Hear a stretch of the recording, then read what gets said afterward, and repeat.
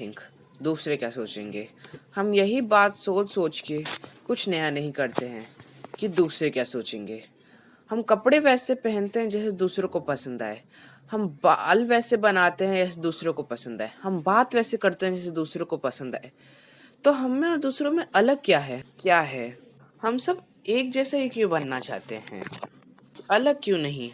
मैं बताऊं, क्योंकि हम दूसरों की सोच से डरते हैं कि अगर मैं दूसरों की तरह नहीं बनूंगा तो दूसरे मेरे बारे में गलत सलत बात करेंगे। अगर इतना ही डर लगता है तो घर से निकलना छोड़ दो, ठीक है? तो अगर अभी भी तुम लोग को समझ नहीं आया तो शुरू करते हैं। तो एक लड़का था जिसका नाम था हैरी। वो बहुत डरता था। वो किसी चीज से नहीं डरता था, बल्कि वो लोगों की बातों से डरता था।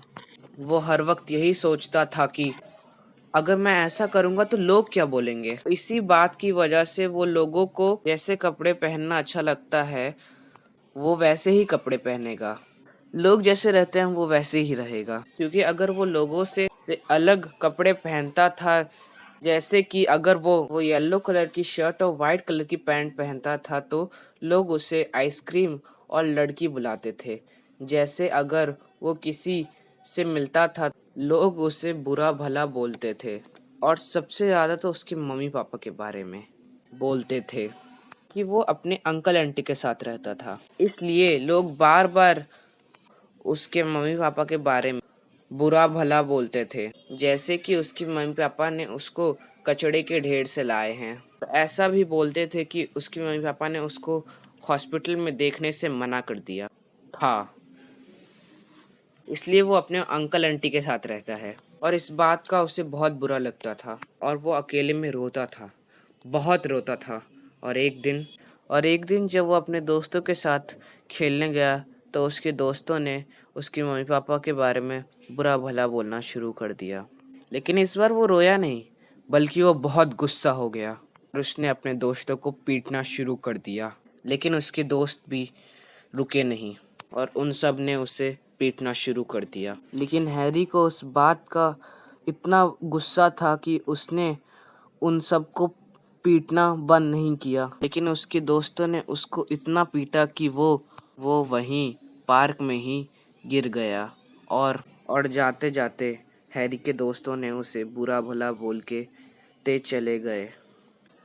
और हैरी में इतनी ताकत नहीं थी कि वो घर वापस जा सके। लेकिन कहते हैं ना, जहाँ भगवान नहीं जा सकते वहाँ एक मददगार को भेज देते हैं। इसी तरह हैरी के लिए एक मददगार उसकी मदद करने आ गया। उसने कहा कि आओ मेरा हाथ पकड़ो और खड़े हो जाओ। Thank you. अब बताओ क्या हुआ? कहीं बैठकर बात करें? हाँ ज़रूर। और थोड़े ही दूर में एक पार्क की बेंच पे वो दोनों बैठ गए। अच्छा अब बताओ क्या हुआ? और हैरी ने उसे सारी बात बता दी। बस इतनी सी बात? तू चिंता मत कर, मैं तेरी मदद ज़रूर करूँगा। Thank you very much. पर तुम क्या करोगे? उसकी चिंता तू मत कर। और उसने फिर हैरी को अपना प्लान बताया।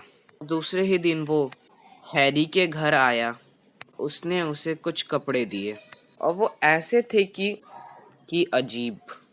अजीब कैसे, मैं बताता हूँ। जैसे कि अगर वो एक तरफ से शर्ट ग्रीन कलर की थी तो दूसरी तरफ से ब्लू, और बीच में वो रेड कलर की थी, और पैंट भी एक तरफ ब्लैक तो दूसरी तरफ वाइट था।